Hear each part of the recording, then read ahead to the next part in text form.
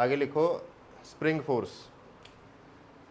Next topic spring force, important topic है, इसके ऊपर तुम्हें काफ़ी क्वेश्चंस मिलेंगे बुक में, ठीक है, और एग्जाम्स में भी आते ही हैं इसके ऊपर। स्प्रिंग फोर्स तुम मोस्टली लोगों ने पढ़ ही रखा है इसको।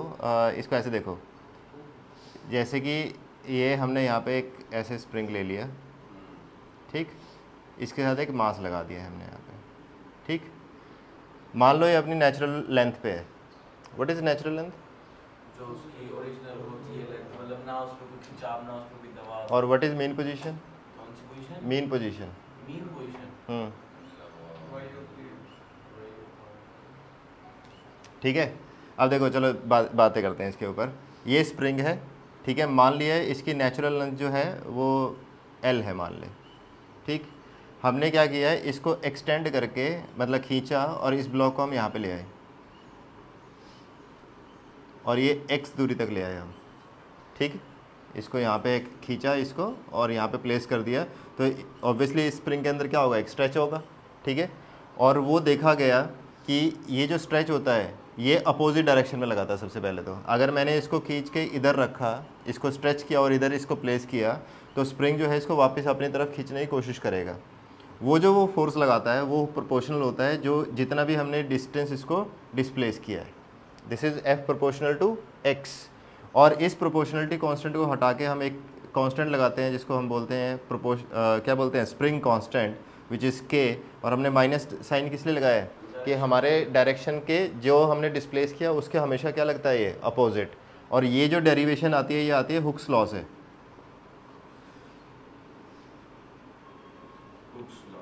ये हम बाद में पढ़ेंगे लेकिन तुम्हें पता होना चाहिए ये कहाँ से आता है निकल के, हुक्स लॉ, ठीक है। तो F is proportional to x and F is minus kx। अब यहाँ पे मैंने क्वेश्चन पूछा जैसे तुमने natural length, what is natural length? देखो नेचुरल लेंथ वो होती है जब स्प्रिंग के अंदर कोई स्ट्रेच नहीं होता। नेचुरल लेंथ क्या होती है, जब स्प्रिंग के अंदर कोई स्ट्रेच नहीं होता। एक स्प्रिंग हम लेके आए मार्केट से और जैसा है वो वैसा का वैसा रखा है, उसके ऊपर कोई एक्सटर्नल फोर्स नहीं लग रहा, that is called natural length, that is called natural length.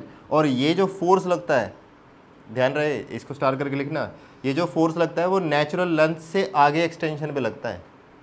ये जितना भी फोर्स लगाएगा वो नेचुरल लेंथ से मेजर किया जाएगा, ठीक है।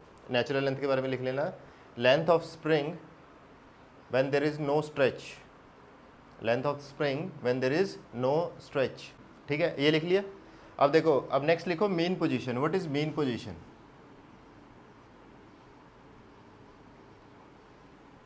देखो मीन पोजीशन को समझने के लिए ऐसे देखो,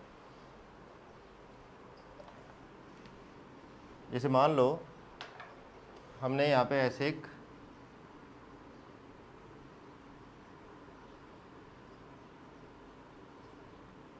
ऐसे मान लो m जो है वो कुछ ले लो, वैल्यू ले लो इसकी, लेट से 5 kg, हमने इसको ऐसे लटका दिया, ठीक है। ये 5 kg का ब्लॉक यहाँ पे लगा हुआ है, ये स्प्रिंग है और हमने इसको इस तरीके से सेटअप किया है। क्या ये इस टाइम पे ये स्प्रिंग जो है अपनी नेचुरल लेंथ पे है? ये थोड़ा सा स्ट्रेच्ड है, ये क्या है, थोड़ा सा स्ट्रेच, बट ये है इक्विलिब्रियम में। ये कैसा है, इक्विलिब्रियम में है। तो मान लेते हैं कि मान लो इसकी नेचुरल लेंथ तो यहाँ पे है, मान लेते हैं इसकी नेचुरल लेंथ यहाँ पे है, लेकिन ये एक्सटेंड होके कहाँ तक आया हुआ है, यहाँ तक, इस पॉइंट तक। तो ये है इसकी मीन पोजीशन।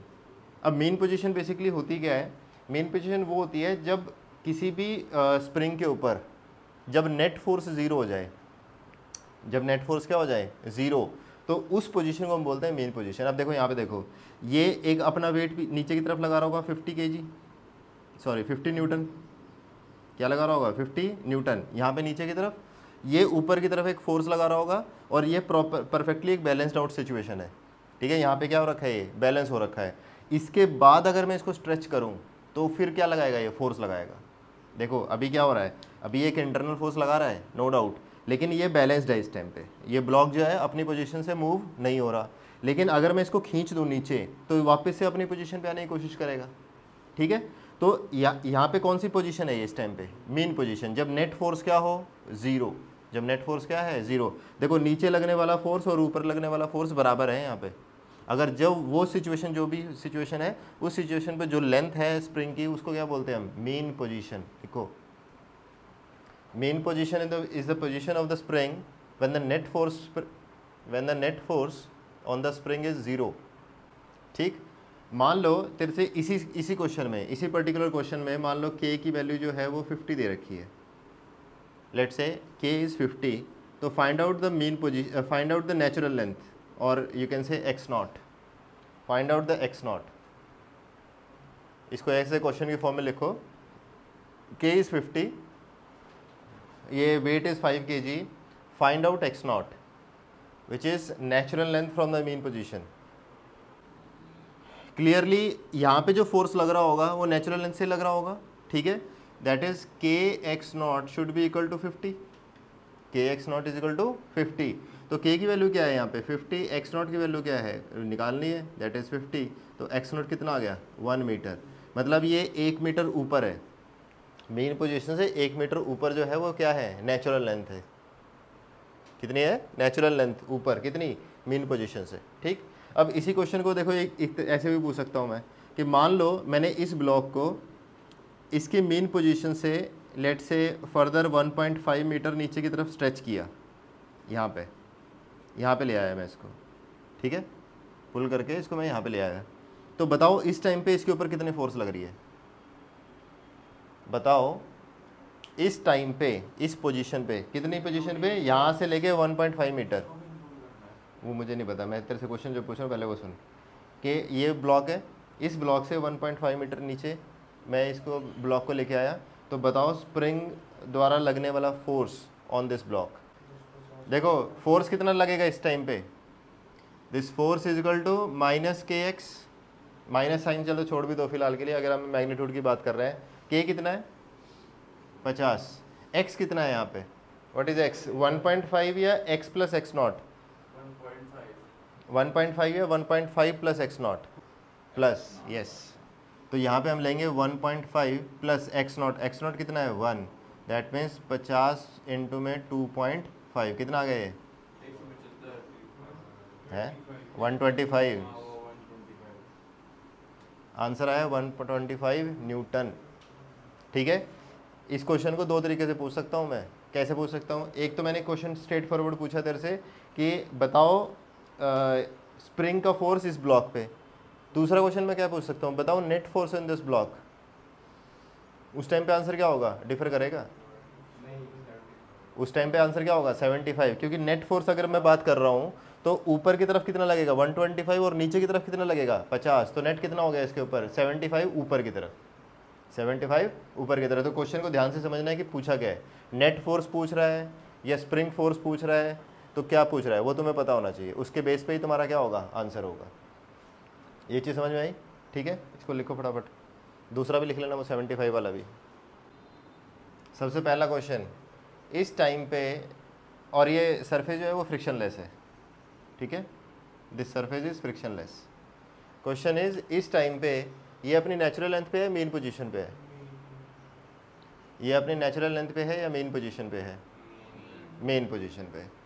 अगर ये अपनी मेन पोजीशन पे है तो बताओ इसकी नेचुरल लेंथ बताओ। अब देखो यहाँ पे जिसका नहीं हुआ वो देख लो, देखो इसकी नेचुरल लेंथ कहीं यहाँ पीछे होगी और मेन पोजीशन कहीं यहाँ पे है, जहाँ पे ये एग्जैक्टली इस टाइम पे है, ठीक है, ये हमें डिस्टेंस निकालना है। अब देखो यहाँ पे फोर्स कौन सा लग रहा है, mg sin थीटा नीचे की तरफ, वही क्या कर रहा है इसके अंदर नेट फोर्स को ज़ीरो करवा रहा है, ठीक है। तो बस वही लगाना है हमें, के एक्स नॉट, ये मान लो x naught is equal to क्या हो जाएगा mg sin 37 डिग्री, के की वैल्यू कितनी दे रखी है 100, तो 100 इंटू में X naught is equal to M कितना है 4 इंटू में 10 इंटू में 3/5, तो कितना आ गया ये 24/100, तो 0.24 मीटर, ठीक है। यहाँ से नेचुरल लेंथ यहाँ पे है। अच्छा अब ये बताओ कि अगर मैं मान लो इसको एक्सटेंड करके इसको फर्दर 0.26 मीटर आगे की तरफ खींच दूँ, 0.26 मीटर आगे की तरफ खींच दूँ, तो बताओ force by the spring on this block कितना आ जाएगा। देखो अगर चलो देखो इधर देखो, हमने क्या स्ट्रेच किया 0.26, ठीक है।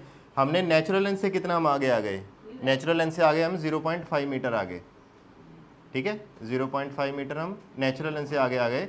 तो फोर्स कितना लगाया स्प्रिंग ने, that is minus K x, that is 100 into में 0.5, दैट 50 न्यूटन, ठीक है। ये चीज़ समझ में आ गई। अब एक चीज़ और पूछ रहा हूँ कि मान लो मैंने यहाँ पे स्ट्रेच किया और इसको छोड़ दिया, बताओ एक्सेलरेशन ऑफ दिस ब्लॉक। मैंने यहाँ तक स्ट्रेच किया और यहाँ पे आके इसको छोड़ दिया, ठीक है, तो बताओ एक्सेलरेशन ऑफ दिस ब्लॉक। देखो अगर हमें इसका एक्सेलरेशन निकालना है यहाँ पे, तो इसका एफबीडी बना के देखो, ऊपर की तरफ फोर्स कितना लग रहा है 50 न्यूटन, नीचे की तरफ फोर्स कितना लग रहा है 24, देखो mg sin थीटा लग रहा होगा यहाँ पे। नेट कितना लगेगा इसके ऊपर 50 minus 24 is equal to mass into में एक्सेलरेशन। तो एक्सेलरेशन की वैल्यू क्या आ जाएगी, ये कितना आ जाएगा 26, तो 26/4 दैट मीन्स 6.5 है ना, 6.5 मीटर पर सेकेंड स्क्वायर, ये आएगा इसका आंसर। देखो यहाँ पे एक छोटी सी शॉर्ट ट्रिक भी लग सकती है, देखो इधर ध्यान दो। हमने इसको 50 निकाला, इधर 50 निकाला, इधर 24 हमें ऑलरेडी पता था, दैट इज़ फाइन, ठीक है। अगर मैं एक शॉर्ट ट्रिक से देखूँ तो मैं इसको डायरेक्टली पता कैसे लिख सकता हूँ, मैं इसको ऐसे लिख सकता हूँ, देख मेरे को पता है 0.26 मीटर इसको आगे किया है, तो 0.26 इंटू में के की वैल्यू 100/4, यही आंसर आएगा, देख 6.5 मीटर पर सेकेंड स्क्वायर। झंझट ही खत्म। ऐसा कैसे कर दिया मैंने, देखो ध्यान से देखो। एक्चुअल में जो मेन पोजीशन जो है, ये वाली मेन पोजीशन, ठीक है, यहाँ तक आने में जो ये mg sin थीटा है ना, और जो इसका kx नोट है, वो तो आपस में कैंसिल आउट हो गए, ठीक है, वो क्या हो गए कैंसिल आउट। जो एडिशनल फोर्स लगा वो किसकी वजह से लगा, 0.26 मीटर की वजह से। जब 0.26 मीटर की वजह से एडिशनल फोर्स लगने वाला है, तो स्प्रिंग कितना फोर्स लगाएगा इसके ऊपर एडिशनल, दैट इज 100 इंटू में 0.26 मीटर, ठीक है। तो इसको हमने इससे मल्टीप्लाई करके जो ये क्या आ गया, नेट फोर्स आ गया है, दिस इज नेट फोर्स, ना कि force on the block by the spring, ऐसा नहीं है ये। देखो तीनों क्वेश्चन में डिफरेंट डिफरेंट चीज़ें हैं। इसके ऊपर नेट फोर्स कितना है 26, इसके ऊपर नेट फोर्स कितना है 26, लेकिन अगर कोई इधर से ये पूछे कि इस ब्लॉक के ऊपर इस पोजीशन पे स्प्रिंग कितना फोर्स लगा रहा है, वो कितना है 50, दोनों में डिफरेंस है, ठीक है। तो अगर हमें एक्सेलरेशन जब निकालना था तो हमें तो नेट फोर्स चाहिए, तो नेट फोर्स कैसे निकलेगा, जितना भी फर्दर एक्सटेंशन हुआ है इनटू में के, तो हम क्या निकाल सकते हैं, डायरेक्टली निकाल सकते हैं इसको। जैसे अगर हम पिछले क्वेश्चन की बात करें, देखो इस क्वेश्चन में देखो, अगर मान लो तेरे से कोई ये पूछ ले कि जैसे ये क्वेश्चन है, मान लो जैसे यहाँ पे एक स्प्रिंग है, ये मान लो लेट से 5 kg का, और ये के मान लो 200, ठीक। मैंने बोला इसको मैंने 1 मीटर नीचे की तरफ स्ट्रेच किया और छोड़ दिया, बताओ उस टाइम पे एक्सेलरेशन क्या आंसर आएगा, कितना आएगा 40 मीटर पर सेकेंड स्क्वायर। कुछ भी सॉल्व करने की भी जरूरत नहीं है, ठीक है। क्यों, क्योंकि तुम्हें पता है कि इस पोजीशन पे जब ये मेन पोजीशन पे आया है, तो उस टाइम पे इसका mg और इसका kx नोट तो बैलेंस आउट कर गया, ठीक है। उसके बाद फर्दर एक्सटेंशन हुई और उसका एक्सटेंशन का फोर्स ही जो है इसके ऊपर एडिशनल लग रहा होगा, और वही क्या करेगा इसके अंदर एक्सेलरेशन प्रोवाइड करेगा। तो इसका आंसर क्या हो जाएगा, acceleration is equal to 200 into में 1/5 that is 40 metre per second square, ठीक है। लिखो ये फटाफट। देखो पैरेलल एंड सीरीज कॉम्बिनेशन क्या कह रहा है कि मान लो तुम्हारे पास एक स्प्रिंग है, ठीक, इसका स्प्रिंग कांस्टेंट k है, इसका स्प्रिंग कांस्टेंट क्या है k, और तुमने क्या किया, जैसे एक मान लो ऐसे सिस्टम तुमने डेवलप किया कि यहाँ पे तुमने 2 स्प्रिंग लगाए इस तरीके से, और एक मास ऐसे तुमने लगाया, ठीक है। इसका स्प्रिंग कांस्टेंट है k1 और इसका स्प्रिंग कांस्टेंट है k2, ठीक। और हमें क्या करना है, हमें एक ऐसा सिस्टम बनाना है कि हमें इन 2 स्प्रिंग की बजाय सिर्फ एक ही स्प्रिंग लगाना पड़े,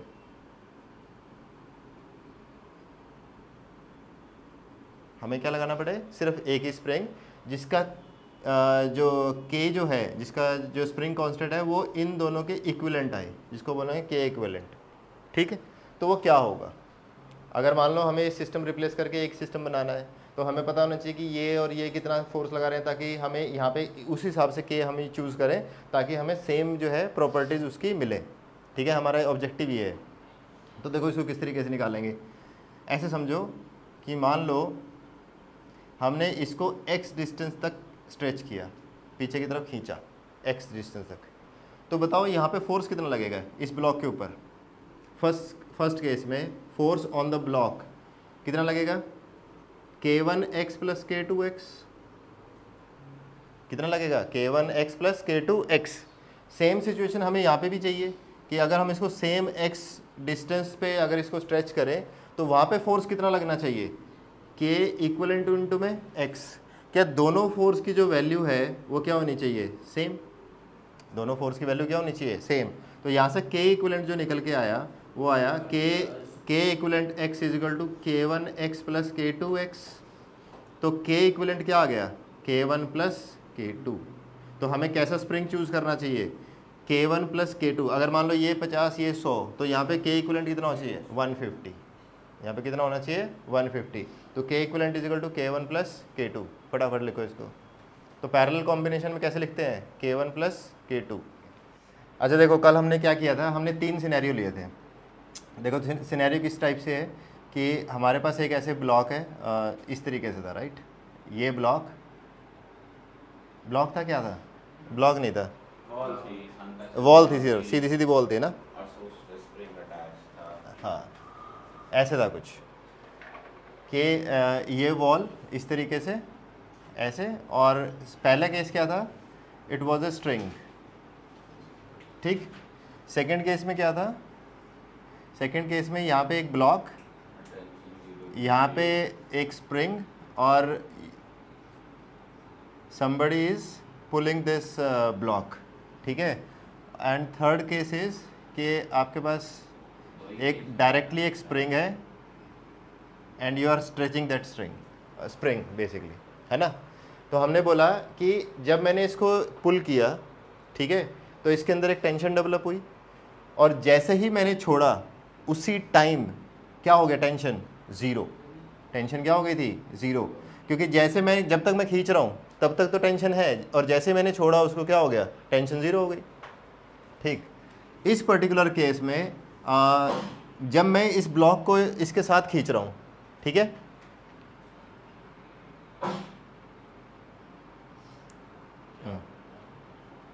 क्या दिखा रहा था उसको, क्या निकाल रहा है,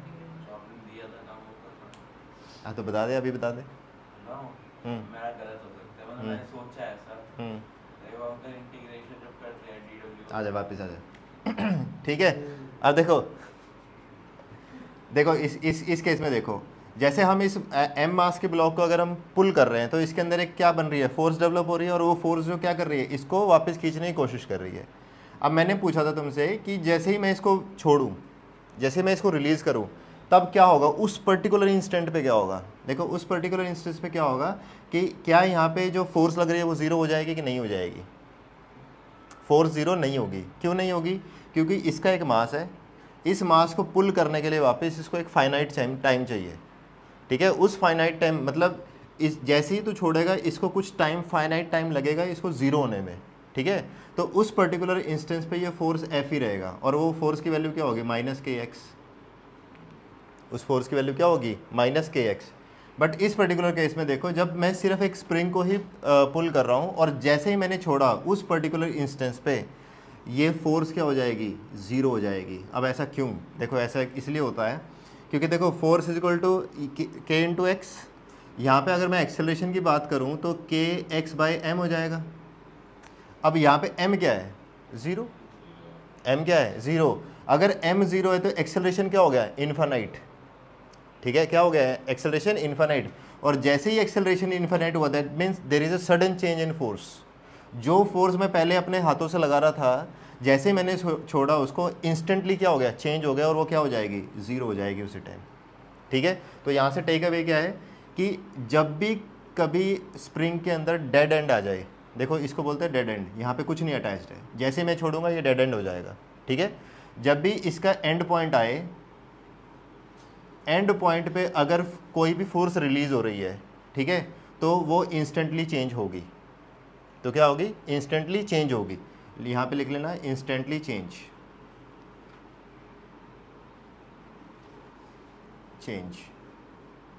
ठीक है। लेकिन अगर उसके साथ कोई मास अटैच्ड है तो वो इंस्टेंटली चेंज नहीं होती, ठीक है, वो इंस्टेंटली चेंज नहीं होती। तो यहाँ पे लिख लेना नो चेंज, ठीक है। और ये तो नॉर्मल टेंशन का केस था स्ट्रिंग का, ये तो तुम्हें समझ में आता है कि टेंशन क्या हो जाएगी? 0। फटाफट लिखो एक बारी, देखो इधर ध्यान दो। मान लो मैं इसी सिनेरियो को इस तरीके से देख रहा हूँ। मान लो मैंने यहाँ पे एक प्लेटफॉर्म सा बना दिया इस तरीके से, ठीक है। ये एक स्ट्रिंग है, इसमें एक टेंशन डेवलप होगा इस मास की वजह से। कोई एक प्लेटफॉर्म है जिसका मास स्मॉल है लेट से, ठीक। अब मैं क्या बोल रहा हूँ कि मैंने इसके ऊपर क्या किया, एक 2 kg का वेट रख दिया। मैंने क्या किया? 2 kg का वेट रखा। तो बताओ जैसे ही मैंने रखा उस इंस्टेंट पे टी क्या होगा? लेट से इसको थोड़ा सिंप्लीफाई करने के लिए इसको 1 kg का प्लेटफॉर्म ले लेते हैं। ये 2 kg वेट मैंने इसके ऊपर रखा। जैसे ही मैंने रखा उस पर्टिकुलर इंस्टेंस पे इसकी टेंशन कितनी होगी? कितनी होगी? टेंशन होगी 30, क्योंकि जैसे ही मैं रखूँगा उसी टाइम क्या हो जाएगा? टेंशन डेवलप कर लेगा उतनी, ठीक है। लेकिन इस पर्टिकुलर केस में बताओ,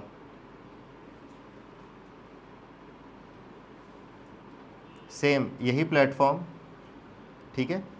इस प्लेटफॉर्म का मास है 1 kg और हमने इसके ऊपर क्या रखा है? एक 2 kg का वेट रखा, ठीक है।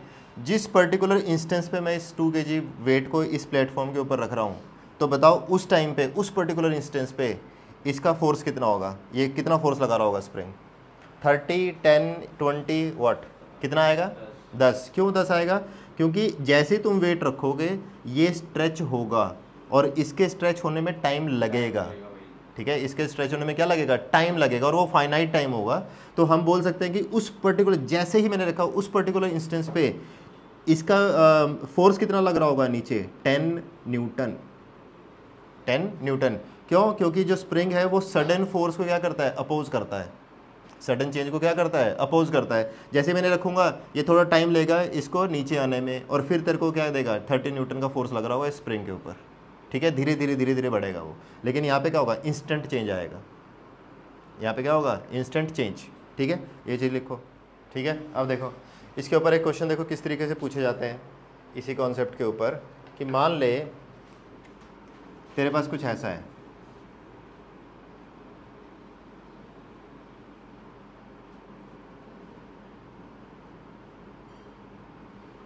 वेट भी ले लेते हैं चलो, ठीक है। इस तरीके से सिस्टम है, और सिस्टम क्या है? इक्विलिब्रियम में है, ठीक। मैंने क्या किया? मैंने ये देखो यहाँ पे स्ट्रिंग है और ये स्प्रिंग है, ऊपर स्ट्रिंग है और नीचे क्या है? स्प्रिंग है, ठीक। मैंने क्या किया? मैंने यहाँ से इसको कट कर दिया। मैंने क्या किया? स्ट्रिंग को कट कर दिया। जैसे ही मैंने कट किया उस पर्टिकुलर इंस्टेंस पे इसका और इसका एक्सेलरेशन बताएं। ब्लॉक 1 का और ब्लॉक 2 का एक्सेलरेशन बताएं। इस पर्टिकुलर क्वेश्चन को देखो, देखो इधर देखो, देखो अगर मैं इक्विलिब्रियम की बात करूं तो इसको यहाँ पे बना लेता हूँ एक बार मैं ऐसे,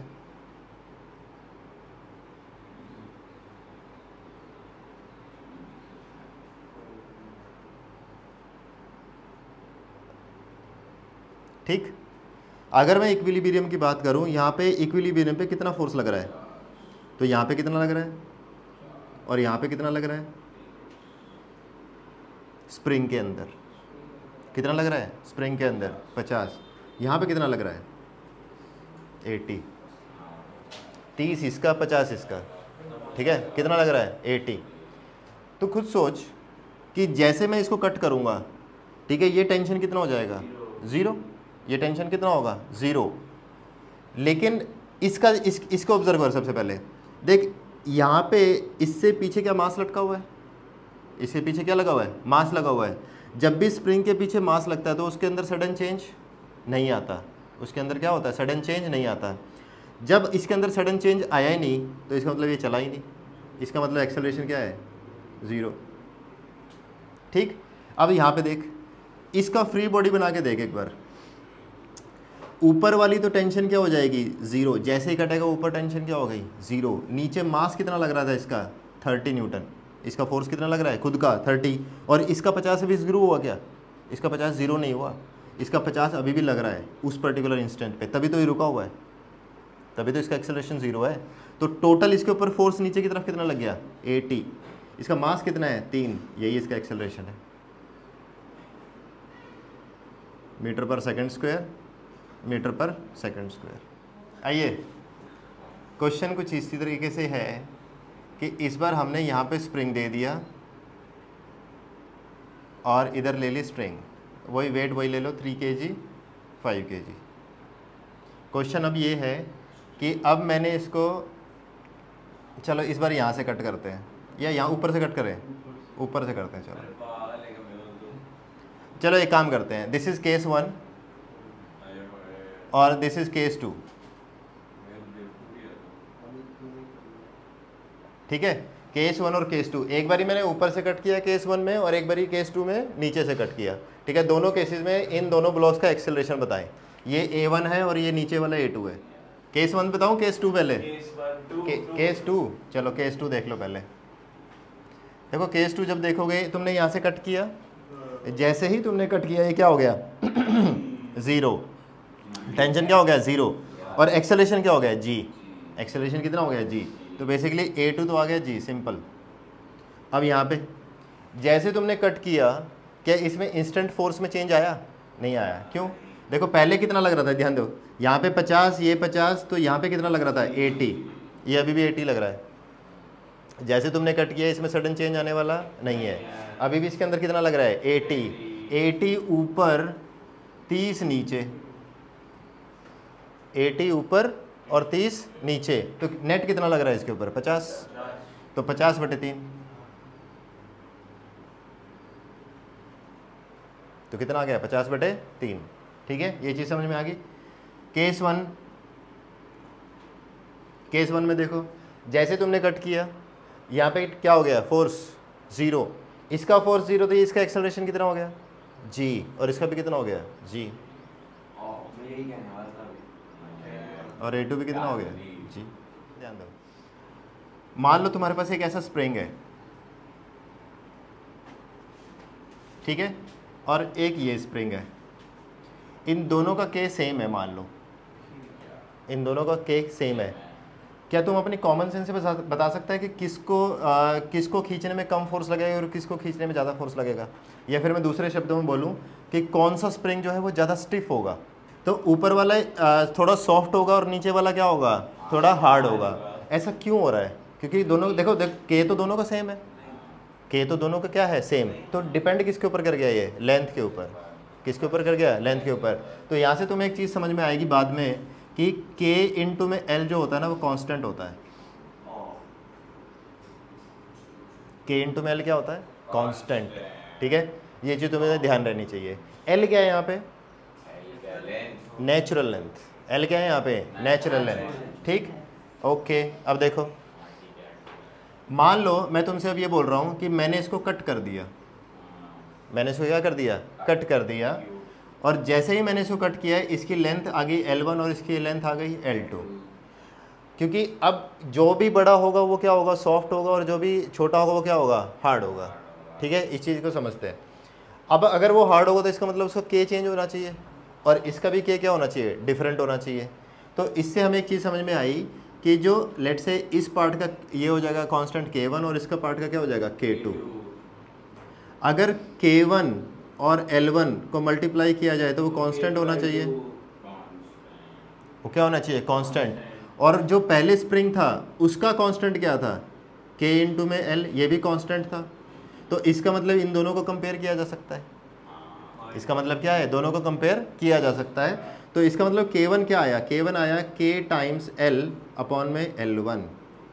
अगर मान लो कोई तेरे को स्प्रिंग दे दिया K कांस्टेंट का जिसकी लेंथ तेरे को पता है और उसको बोला कि इतनी इतनी लेंथ पे उसको इस रेशो में कट कर दिया, तो बताओ उनका इफेक्टिव K क्या होगा, तो तू इस तरीके से निकालेगा, ठीक है। इसी तरीके से K2 क्या आ जाएगा KL अपॉन में L2, ठीक है। लिखो फटाफट इसको, ठीक है। इसके बाद वो लिख लेना अपने को पैरेलल कॉम्बिनेशन वाला क्या था, पैरेलल कॉम्बिनेशन में जो आता था के इक्विवेलेंट क्या आ रहा था, K1 प्लस K2, और इसमें सीरीज वाले में आ रहा था K equivalent is equal to K1 K2 upon में K1 प्लस K2, या फिर हम इसको ऐसे बोल रहे थे 1 अपॉन में K equivalent is equal to 1 upon में K1 प्लस 1 अपॉन में K2। ठीक है, और कल 2 एग्जाम्पल मैंने तुम्हें करा भी दिए थे। पोटेंशियल एनर्जी है क्या बेसिकली, जैसे इसको एग्जांपल से समझते हैं, जैसे वही तुम्हारे वाला एग्जांपल। ठीक है, कि मान लो मैं एक सरफेस पे हूँ यहाँ पे, ठीक, मैंने एक ऑब्जेक्ट लिया, इस ऑब्जेक्ट को एक सर्टेन हाइट पे प्लेस कर दिया, तो क्या इसके अंदर पोटेंशियल एनर्जी है? मैं बोलता हूँ नहीं है, मैं बोलता हूँ नहीं है। पूछ क्यों? मैं ये कह रहा हूँ, अब मेरे दूसरी कंस्ट्रेंट समझ लें, मैंने इसको यहाँ पे रखा, यहाँ से उठा के यहाँ पे रख दिया, और मैं बोल रहा हूँ पोटेंशियल एनर्जी नहीं है। वो आपने बताया नहीं, मैंने वहाँ तुम्हारे साथ। मैं ये बोल रहा हूँ कि मैं स्पेस में हूँ, मैं बोल रहा हूँ स्पेस में हूँ। अगर स्पेस में मैं ऐसा करूँ तो इसके अंदर पोटेंशियल एनर्जी होगी? नहीं होगी।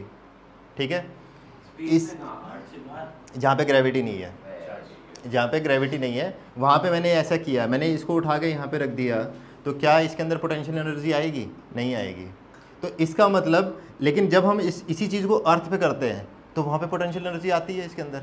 ठीक है, मतलब यहाँ से उठा के मैंने यहाँ पे रख दिया, पोटेंशियल एनर्जी आती है। क्यों पोटेंशियल एनर्जी समझ में कैसे आएगी? क्योंकि जैसे मैं इसको यहाँ से छोड़ूंगा ये नीचे की तरफ भागेगा, ठीक है, और इसके अंदर एक वेलोसिटी आ जाएगी, ये नीचे जाके डिफॉर्म हो सकता है, नीचे जाके डैमेज कर सकता है चीज़ों को। मतलब इसके अंदर कुछ तो एनर्जी आई है, इसके अंदर क्या आई है? कुछ तो एनर्जी आई है, लेकिन वो किसकी वजह से आई है? मेरे उठाने की वजह से आई है या ग्रेविटी की वजह से आई है? ग्रेविटी की वजह से, पहली चीज़। ठीक है, किसकी वजह से आई है वो? ग्रेविटी की वजह से। मैं क्या बोल रहा हूँ तुम्हें कि यहाँ पे कई बार मिसकंसेप्शन क्या होता है कि जब हम इसको किसी भी चीज़ को उठा के रख देते हैं तो वहाँ पे क्या आ जाती है? पोटेंशियल एनर्जी आती है। वो सही कॉन्सेप्ट नहीं है। पोटेंशियल एनर्जी आती किसकी वजह से है? ग्रेविटी की वजह से आती है। लेकिन उसका उस यहाँ से यहाँ रखने में जो एजेंट यूज़ हुआ, वो एजेंट कौन है? मैं हूँ। एजेंट कौन है? मैं। ठीक है, क्योंकि मैंने यहाँ से उठा के इसको यहाँ पे रखा। तो इसका मतलब पोटेंशियल एनर्जी क्या है बेसिकली? अब इसको अगर तुम ध्यान से देखो, अगर मैं इसको एक सिस्टम की तरह कंसीडर करूँ कि मैंने एक सिस्टम बनाया कि मैंने इस ऑब्जेक्ट को यहाँ से लेके उठा के यहाँ पे रख दिया, और इसके अंदर आई एक पोटेंशियल एनर्जी। वो आई किसकी वजह से? ग्रेविटी की वजह से। उसको करने वाला एजेंट कौन था? मैं था। ठीक है, जिसने भी उठा के इसको यहाँ पे रखा वही क्या है? इसका एजेंट। तो बेसिकली इस सिस्टम को बनाने में जिस एजेंट ने जो वर्क किया, जो एजेंट ने क्या किया? वो वर्क किया किसके अगेंस्ट वर्क किया? ग्रेविटी के अगेंस्ट। किसके अगेंस्ट वर्क किया? ग्रेविटी के अगेंस्ट वर्क किया। और वो वर्क ही क्या होता है? पोटेंशियल एनर्जी की फॉर्म में किसी भी ऑब्जेक्ट के अंदर क्या हो जाता है? स्टोर। ठीक है, उसको हम क्या बोलते हैं? Potential energy. क्या बोलते हैं उसको? Potential energy. लिखो इसकी डेफिनेशन, लिखो। Potential energy is stored in the system. Potential energy is stored in the system in making the system by an external agent, जो एक्सटर्नल एजेंट किसी भी सिस्टम को बना रहा है। मतलब एक्सटर्नल एजेंट ही जो था उसने क्या किया था? इस ऑब्जेक्ट को यहाँ से लेके यहाँ पे रखा था। ठीक है, it is only defined for, next important star करके लिखना है इसको, it is only defined for conservative forces. It is only defined for conservative forces. अगर कहीं पे भी कंजर्वेटिव फोर्स है तो उसके अंदर हम पोटेंशियल एनर्जी निकाल सकते हैं, या फिर कहीं पे भी पोटेंशियल एनर्जी अगर दे रखी है तो इसका मतलब वहाँ पे कंजर्वेटिव फोर्स काम कर रही थी या है। ठीक है, इन दोनों का चीज़ का ध्यान रखें। अगर पोटेंशियल एनर्जी दे रखी है तो वो किसकी वजह से आई होगी? कंजर्वेटिव फोर्स की वजह से। ठीक है, अगर कंजर्वेटिव फोर्स दे रखी है तो फिर पोटेंशियल एनर्जी हम निकाल सकते हैं। ठीक है, ऐसा क्यों होता है? देखो कंजर्वेटिव फोर्स होती क्या है? जो पाथ के ऊपर डिपेंड नहीं करती, और जो पाथ के ऊपर डिपेंड करती है वो कैसी होती है? Non conservative force. वो कौन सी होती है? Non conservative forces. अब सोच के चलो, मान लो कि ग्रेविटी जो है वो नॉन कंजर्वेटिव फोर्स होती, मान लो। अब बेसिकली हमने जो पोटेंशियल एनर्जी निकाली वो बेसिकली है क्या? देखो, जो एनर्जी यहाँ पे है माइनस दिस एनर्जी, मतलब पोटेंशियल एनर्जी क्या होता है, बेसिकली डिफरेंस होता है you initial minus you final का, ठीक है, you initial minus you final का। अभी बताता हूँ कैसे। अगर ये डिफरेंस अगर कांस्टेंट होगा तभी तो हम बता सकते हैं कि हाँ इस लेवल पे हर जगह पोटेंशियल एनर्जी क्या होगी, सेम। लेकिन अगर ग्रेविटी मान लो नॉन कंजर्वेटिव होती तो इसका मतलब क्या था कि अगर मैं यहाँ से डायरेक्ट रखूँ तो कुछ और एनर्जी, ऐसे जाके रखूँ तो कुछ और एनर्जी, अगर मैं ऐसे जाऊँ तो कुछ और एनर्जी, ठीक है। तो उस पर्टिकुलर केस में नॉन कंजर्वेटिव फोर्सेस के केस में हम ऐसा नहीं निकाल सकते, क्योंकि हम क्या कहते हैं, वो पाथ के ऊपर डिपेंड करता है, ठीक है। और हमें नहीं पता कि पाथ कौन सा लिया होगा एजेंट ने इस सिस्टम को बनाने में, ठीक है। अब जैसे मान लो तुम इसको, इस ऑब्जेक्ट को देख रहे हो, तुम कह रहे हो कि हाँ इसके अंदर इतनी एनर्जी है, लेकिन अगर ये पाथ डिपेंडेंट होती तो फिर तुम्हें पता होना चाहिए था कि ये रखा कैसे गया है, कि इसको ऐसे घुमा के रखा है, सीधा रखा है, ऐसे जाके रखा है, तब तुम्हें ये पता होना चाहिए था, राइट।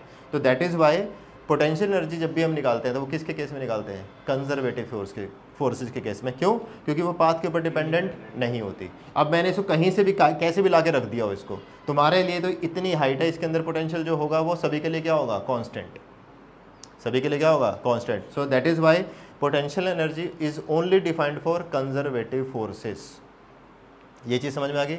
तो इसका मतलब क्या हुआ, इसका मतलब ये हुआ कि जो एनर्जी लिखी गई, पोटेंशियल एनर्जी को किससे दिखाते हैं, यू से, ठीक है। जो एनर्जी लिखी गई वो कैसे लिखी गई, that is minus of work done by conservative forces.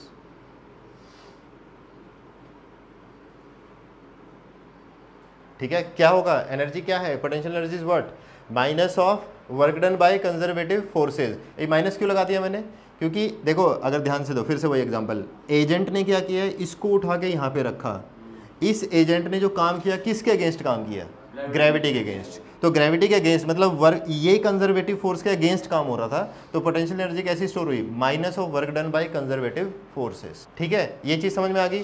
तो अगर मैं इसको थोड़ा ऐसे लिखूँ कि D U is equal to minus में डी डब्ल्यू, ठीक है, तो बेसिकली मैं कैसे लिखता हूँ, देखो ऐसे लिखूंगा कि u initial minus u final. भाई पहले कुछ एनर्जी थी, फिर बाद में कुछ एनर्जी हुई, ठीक है, और कुछ वर्क डन हुआ। क्या हुआ, वर्क डन हुआ। इसको देखो कैसे लिखा जाएगा, ये लिखा जाएगा u final minus u initial is equal to minus of work done by conservative forces, minus of work done by conservative forces. अब हम बेसिकली क्या करते हैं, हम बेसिकली क्या करते हैं कि वर्क डन निकाल लेते हैं, और वो वही वर्क डन क्या होता है, पोटेंशियल एनर्जी होती है। ठीक है, अब इस माइनस साइन को एडजस्ट कर दूं तो ये work done by conservative forces ही क्या होगा, u initial minus u final, u initial minus u final. Next point में मैं क्या कहना चाह रहा हूं कि जो पोटेंशियल एनर्जी होती है वो फ्रेम के ऊपर डिपेंड करती है या नहीं करती, वो मेरा क्वेश्चन है तुम्हारे से। Potential energy depends on frame of reference, yes और नो। पोटेंशियल एनर्जी डिपेंड करती है फ्रेम ऑफ रेफरेंस के ऊपर, यस करती है। कैसे करती है, देखो अगर मान लो यहाँ पे दो ऑब्जेक्ट रखे हैं, एक यहाँ पे और एक यहाँ पे, और एक तीसरा ऑब्जेक्ट और ले लेते हैं, लेट से ये यहाँ पे, ठीक है। क्या इसके अंदर कोई पोटेंशियल एनर्जी है इसके रिस्पेक्ट में, नहीं है। इसके अंदर पोटेंशियल एनर्जी है इसके रिस्पेक्ट में, यस है। लेकिन अगर मैं इसी चीज़ को यहाँ से ऑब्जर्व करना स्टार्ट कर दूँ तो, इसी इस सिस्टम को यहाँ से ऑब्जर्व करना स्टार्ट करूँ तो इसके अंदर पोटेंशियल एनर्जी है, और इसके अंदर भी है, और इसके अंदर भी है। ठीक है, ये चीज़ समझ में आई।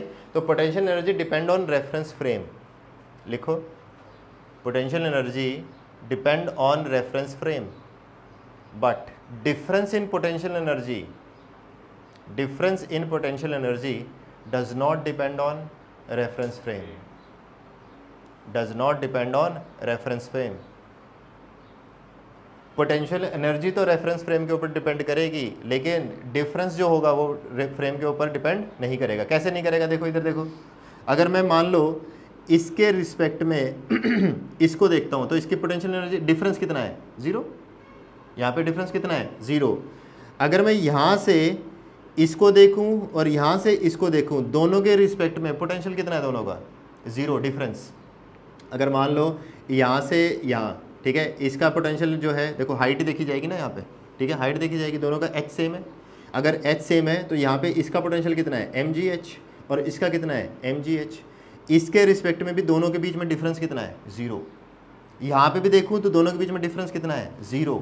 यहाँ पे देखो, मान लो ये mgh1 है, मान लो ये mgh1 है, अगर ये h है तो इसको h ले लो, इसको h2 मत लो, फिर इसको h लो, ठीक है, क्योंकि हमने यहाँ पे mgh ले लिया ना, इसके रिस्पेक्ट में लिया था वो, ठीक है। तो यहाँ से देखो, इसके रिस्पेक्ट में अगर तुम इसकी एनर्जी देखोगे तो वो क्या होगी, mgh प्लस h1, और इसके रिस्पेक्ट में इसकी एनर्जी क्या है, mgh, ठीक है। दोनों का डिफरेंस अभी भी कितना आया देखो, mgh1, इसके और इसके बीच में। और पहले वाले केस में क्या आ रहा था, जब हम यहाँ से यहाँ देख रहे थे तो इन दोनों की हाइट कितनी है, h1 ही है ना यहाँ से, तो वहाँ पे पोटेंशियल कितना आएगा, mgh1, इस तरीके से, ठीक है। तो डिफरेंस फ्रेम के ऊपर डिपेंड नहीं करता, लेकिन पोटेंशियल एनर्जी जो है वो रेफरेंस फ्रेम के ऊपर डिपेंड करती है। नेक्स्ट देखो, पोटेंशियल एनर्जी स्केलर है वेक्टर है, पोटेंशियल एनर्जी स्केलर, क्यों स्केलर है, अभी तो हमने देखा ना पोटेंशियल एनर्जी क्या है, basically minus of work done, और वर्क डन क्या होता है, स्केलर, तो पोटेंशियल एनर्जी भी क्या है, स्केलर, ठीक है। लिखो, potential energy is scalar, it can be 0 positive और negative, it can be 0 positive और negative, it can be 0 positive और नेगेटिव। यूनिट, यूनिट जूल, ठीक है, यूनिट कितनी है, जूल। डायमेंशन बताएं, ml2T-2, ml2T-2। अच्छा, और देखो अगर हम स्प्रिंग, इसको ऐसे क्वेश्चन कभी कभी ऐसे आते हैं कि इलास्टिक पोटेंशियल, इलास्टिक पोटेंशियल जो एनर्जी होती है ना वो होती है हाफ kx², हाफ kx²। यहाँ पे k क्या है उसका, स्प्रिंग कांस्टेंट, ठीक है। Elastic energy, elastic potential half kx²। Gravitational potential क्या होता है, ग्रेविटेशनल पोटेंशियल होता है Gm1m2 अपॉन में r, Gm1m2 अपॉन में r। ऐसे ही इलेक्ट्रोस्टैटिक पोटेंशियल क्या होता है, इलेक्ट्रिक पोटेंशियल होता है K-Q1Q2 अपॉन में r, K-Q1Q2 अपॉन में r, वो तुम इलेक्ट्रिक फील्ड बोल रहे हो, r है, वो फोर्स होती है। यहाँ पे ये पोटेंशियल एनर्जी की बात कर रहा हूँ मैं, क्या होती है वो, फोर्स Gm1m2 अपॉन में r², वो ग्रेविटेशनल फोर्स होती है। Gm1m2 अपॉन में r is gravitational potential, K-Q1Q2 upon में r इज इलेक्ट्रोस्टैटिक पोटेंशियल। अच्छा, एक चीज़ का ध्यान रखना, कभी कभी ऐसे पूछते हैं कि इलेक्ट्रिक पोटेंशियल इज 0, नेगेटिव और पॉजिटिव, ठीक है, कैन बी 0, नेगेटिव और पॉजिटिव। देखो ध्यान दो, इलास्टिक पोटेंशियल कभी भी क्या नहीं हो सकता, नेगेटिव नहीं हो सकता, क्यों, क्योंकि यहाँ पे x² है, इसकी वजह से ये कभी नेगेटिव नहीं हो सकता, ये 0 हो सकता है, ये 0 हो सकता है, पॉजिटिव भी होगा, लेकिन ये कभी भी नेगेटिव नहीं होगा। इन दोनों केसेस में ये दोनों नेगेटिव हो सकते हैं, ये दोनों नेगेटिव भी हो सकते हैं, 0 भी हो सकते हैं और पॉजिटिव भी हो सकते हैं। लिख लो इस पॉइंट को।